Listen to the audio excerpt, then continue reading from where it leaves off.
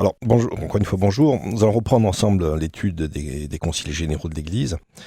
Comme nous l'avons déjà dit, leurs enjeux sont plus actuels qu'on le croit généralement. Alors, mais cependant, on va quand même refaire un petit rappel historique de la situation, spécialement de l'Empire byzantin, puisque là aussi, c'est une question qui va être essentiellement orientale, bien que l'Occident aura à y donner son avis, là aussi assez mesuré. En fait, il y a quand même 106 ans qui séparent le concile précédent, le troisième de Constantinople, qui était consacré, on l'a vu l'année dernière déjà, au monothélisme, et ce deuxième concile de Nicée, donc qui lui devra se prononcer sur la légitimité du culte des images.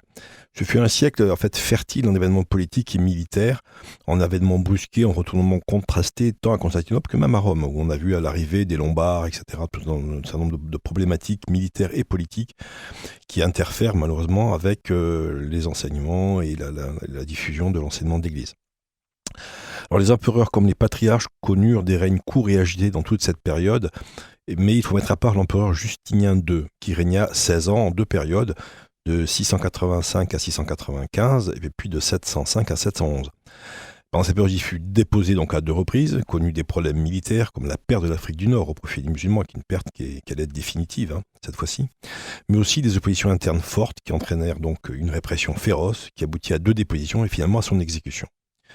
Sur le plan religieux, Justinien II, qui se considérait comme, je cite, le gardien de la pure croyance chrétienne, avait jugé nécessaire de tenir en 691-692 un concile pour compléter des points de discipline que les conciles de Constantinople II et III n'avaient pas réglés définitivement. Donc, excellent de ses intentions, important de certains mots de ses décisions. Dans deux canons abordera déjà la question des images. Ce concile, qui est dit intrulo, puisqu'il se tenait dans une des salles en forme de coupole du palais, était cependant récusa dans cette prétention à l'œcuménicité, dans la mesure où le pape n'avait pas été consulté, il n'y avait pas de légat, et s'il confirmait et précisait les canons disciplinaires des conciles précédents, il ne considérait quasiment que la tradition orientale et se voulait malgré tout obligatoire pour l'Occident.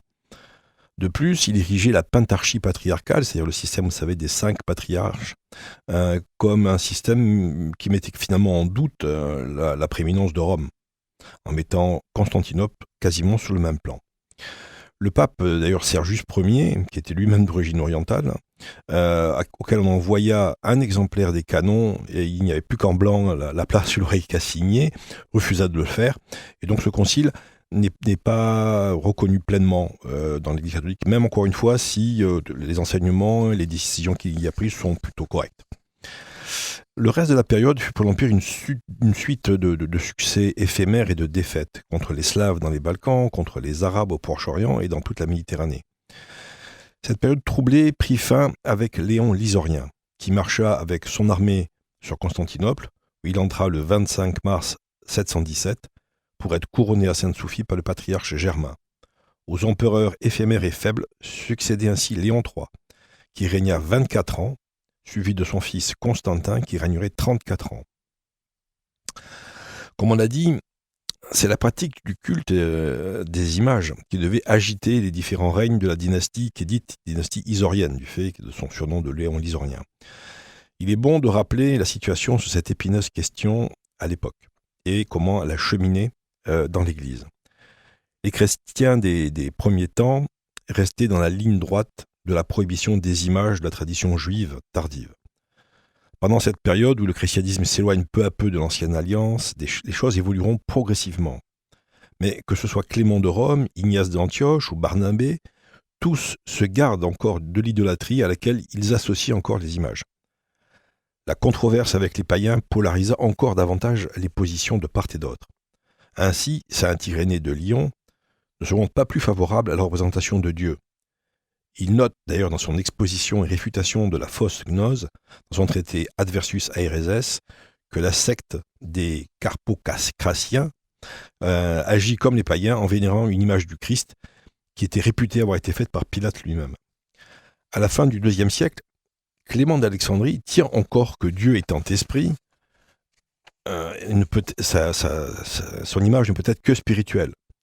Cette tendance religieuse qui vient encore renforcer la préférence donnée à l'intelligible sur le sensible, qui est hérité du platonisme, exclut la représentation de Dieu et du Christ. Mais on le voit, le christianisme reste encore à cette époque-là, marqué par son environnement culturel. Mais dès le IIIe siècle, il va se constituer sa propre approche, son discours original sur cette question difficile. On voit des sarcophages ou des premières images dans les catacombes montrer des vestiges de ce premier art chrétien. Il s'agit clairement à cette époque, pour le fidèle, de lire son statut dans les images, comme l'indiquent les représentations du Christ, souvent en bon pasteur, avec une brebis sur les épaules. C'est finalement la lutte contre l'arianisme que nous avons vu lorsque nous avons étudié le premier concile de Nicée, qui va avoir les premiers arguments théoriques favorables aux images se structurer. Saint Athanase, voulant expliquer que le Père et le Fils sont égaux, écrit ainsi, je cite, « Dans le Fils, on reconnaît la divinité du Père, ce que l'on pourra mieux comprendre par l'exemple de l'image de l'empereur. Dans l'image, on a la représentation et la forme de l'empereur, et dans l'empereur, la raison de l'image. Qui voit l'image, voit l'empereur, qui honore l'image, honore l'empereur. En fait, l'image n'est que sa forme et sa figure. » Saint Basile de Césarée, peu après, reconnaît une valeur pédagogique et persuasive à la peinture.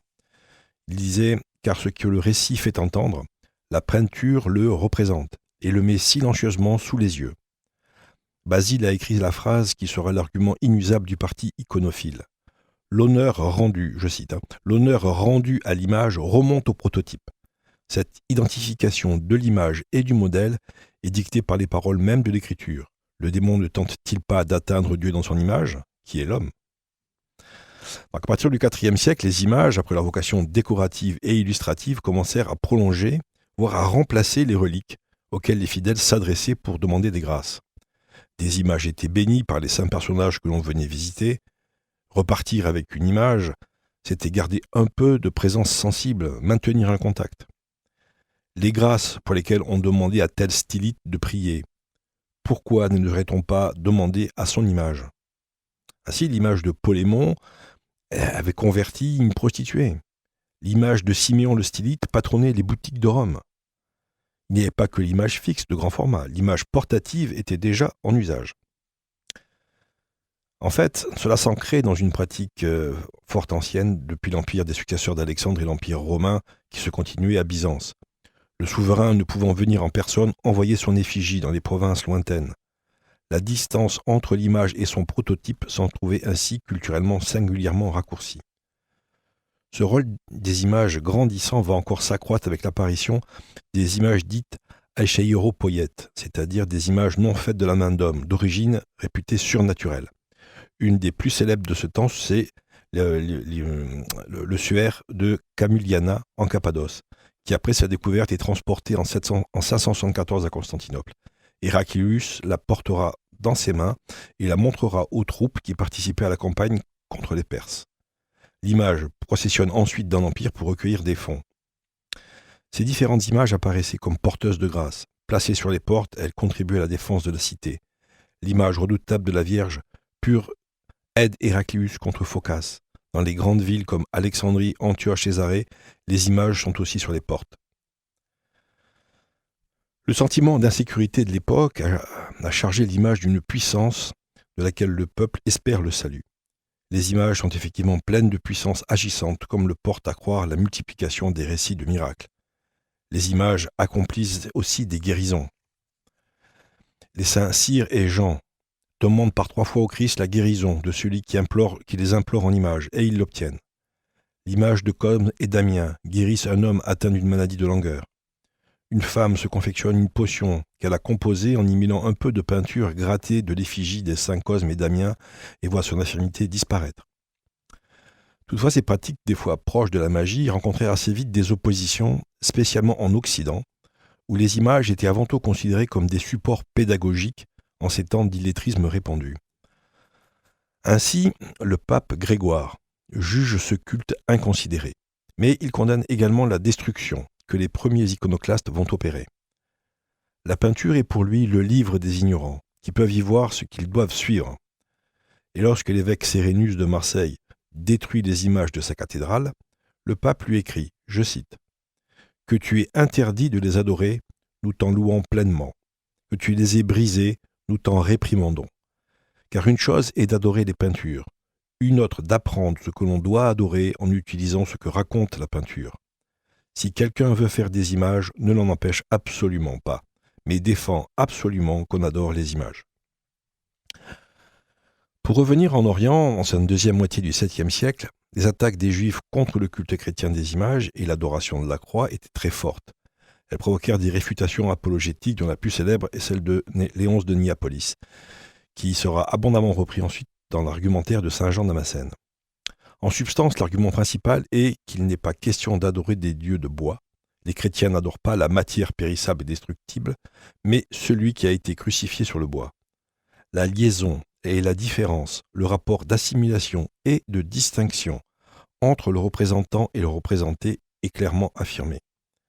L'apologétique arménienne ajoutera un autre argument proche de la vision pédagogique de l'Occident. Je cite « Nous peignons cela même qui est écrit dans les Saintes Écritures, l'image devenant ainsi une autre forme de l'écrit. » Lors du concile d'Intrullo que nous avons brièvement évoqué en introduction, le culte des images est reconnu avec des limites, comme par exemple celle de ne pas représenter la croix ou les saints au sol, pour ne pas marcher dessus.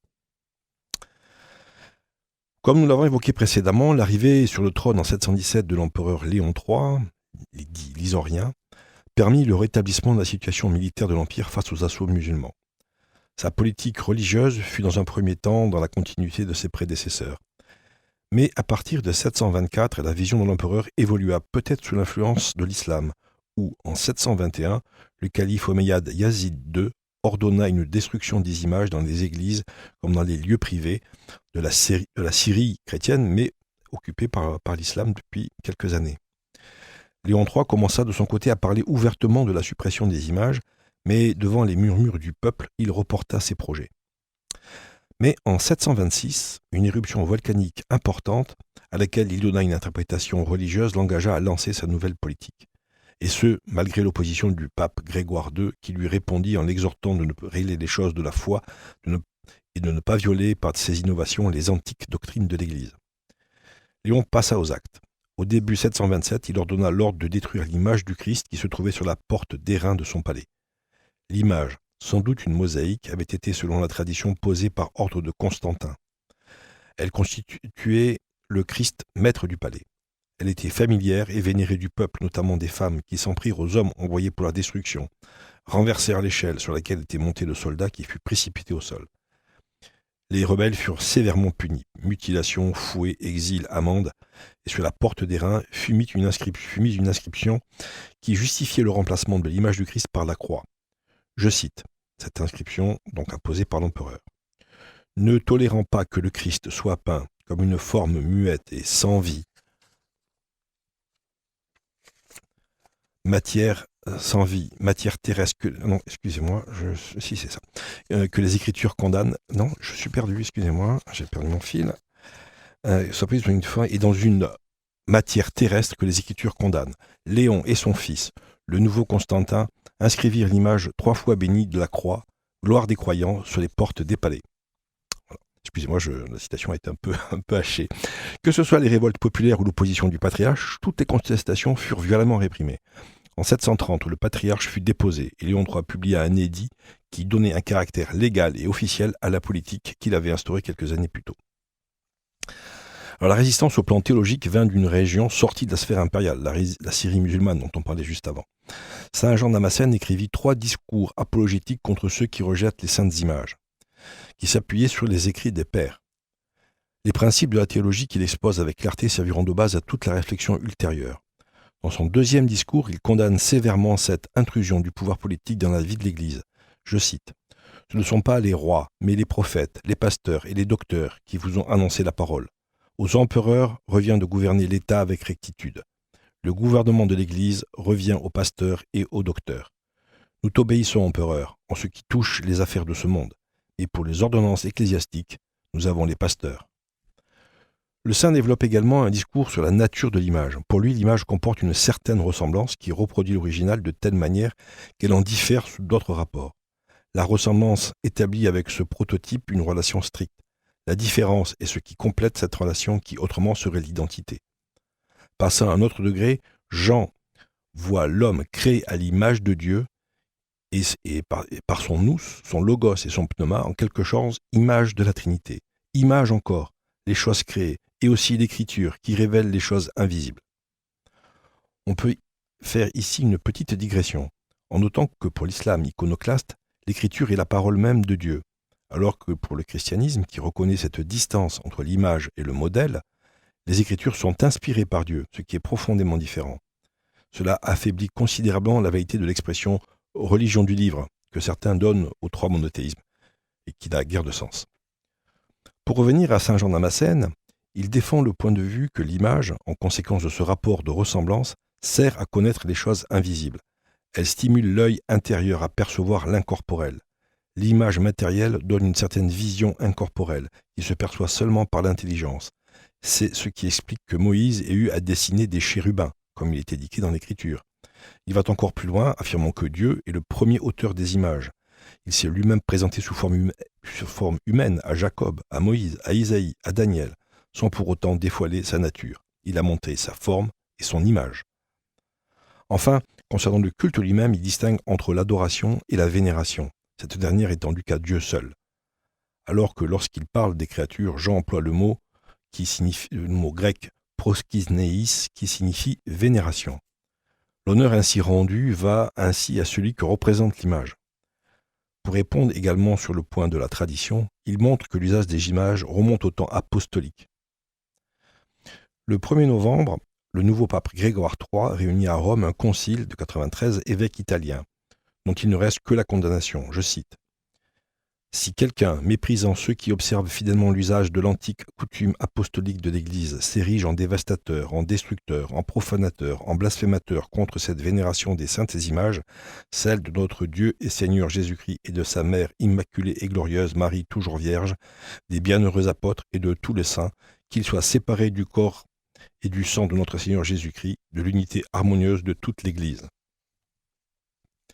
La lutte entre Rome et Constantinople était de nouveau ouverte. Léon III tenta une opération en Italie, mais qui fut un échec. Il essaya quand même de punir Rome sur le plan financier, et également en détachant les provinces impériales les plus orientales du patriarcat de Rome pour les rattacher à Constantinople. Son fils, Constantin V, devait hélas persévérer dans la politique paternelle. Il convoqua même en 754 un concile, soigneusement encadré par l'armée, à Hieria, dans le bâtiment même d'un palais impérial, pour entériner sa politique religieuse. La définition de Hieria nous est parvenue dans son intégralité. Elle figure réfutée paragraphe par paragraphe dans la 6e session du concile de Nicée. Pour Hieria, peindre l'image du Christ, c'est en effet renverser les conciles précédents, en tombant à la fois dans le nestorianisme et dans l'arianisme. En effet, quand on peint l'image du Christ, c'est du moins ce que déclarent les évêques réunis à Hieria, quand on peint l'image du Christ, on ne peint que l'image de la chair seule. On divise donc le Christ unique, c'est du nestorianisme. En séparant picturalement la chair de la divinité, on fait de la chair une hypostase séparée que l'on introduit dans la Trinité, et de fait, elle est subordonnée au Père, c'est donc de l'arianisme. Pour les évêques réunis manu militari par l'empereur, sont anathèmes tous ceux qui osent faire des images, ceux qui les adorent, qui les placent ou qui les cachent dans une église ou même dans une maison particulière. Occupé par les Bulgares à la frontière nord, l'empereur attendit plusieurs années avant de déclencher la persécution, mais celle-ci fut violente et longue, compte tenu de la longueur de son règne, comme on l'a déjà dit. Même les monastères furent inquiétés. Les pères conciliaires de Nicée décrivirent ainsi cette période, je cite, « Comment pourrions-nous décrire les maux qui fondirent sur la terre entière et les supplices qui frappèrent les hommes pieux, les troubles, les angoisses, les persécutions, la prison, le fouet, les chaînes, les coups, l'exil, on creva des yeux, on coupa le nez ou la langue, on brûla la barbe ou le visage, enfin on tua des hommes. » À titre d'exemple, parmi de nombreux cas, on peut citer Jean, higoumène du monastère de Monagria, qui avait refusé de fouler aux pieds une image de la Mère de Dieu, qui fut cousue dans un sac et jetée à la mer. La décoration des églises même fut transformée, parfois avec des scènes profanes. L'empereur mourut en 775 et son fils Léon IV voulut rétablir la paix dans l'Empire. Son épouse Irène, favorable aux icônes, assura bientôt la régence au décès de son époux, après seulement 5 ans de règne. Dès le 29 août 780, Irène et son fils Constantin avaient écrit au pape Adrien pour l'informer qu'ils avaient décidé de convoquer un concile œcuménique et pour lui demander d'y venir confirmer les anciennes traditions sur les vénérables images. Une convocation fut ainsi envoyée en mai 787 pour un concile qui se tiendrait à Nicée. Alors le concile lui-même. Le 4 septembre 787, le concile s'ouvrait à Sainte-Sophie de Nicée.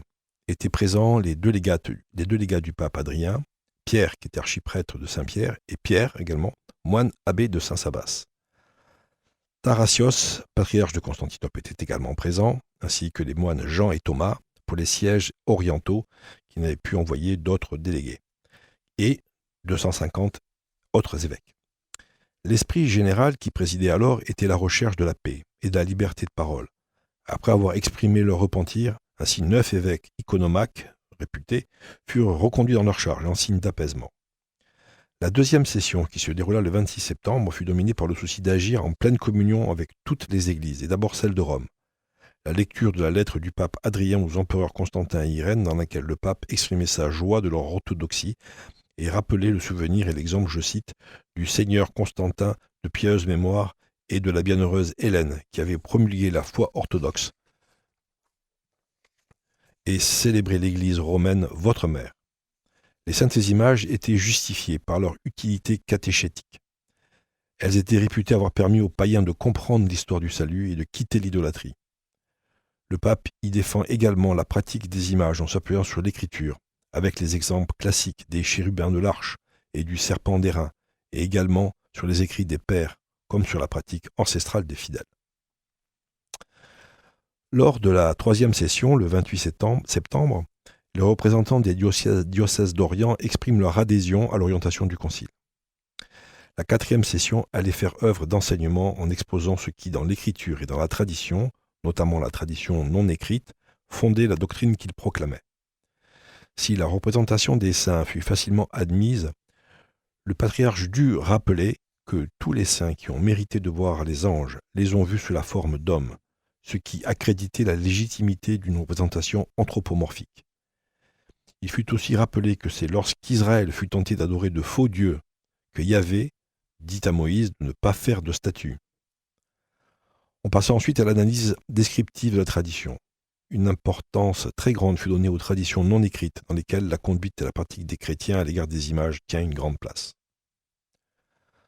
Enfin, sur le plan théologique, les pères conciliaires affirmaient que l'image est un signe, une réalité, tout comme la parole, qui a pour tâche de signifier une autre réalité, ce qui inclut une ressemblance avec le prototype.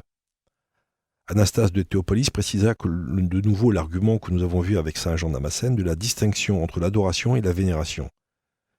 Le patriarche fit ensuite l'éloge des gardiens de l'Église catholique, nos saints-pères, et le concile déclara, je cite, « La doctrine des pères nous a redressés et corrigés.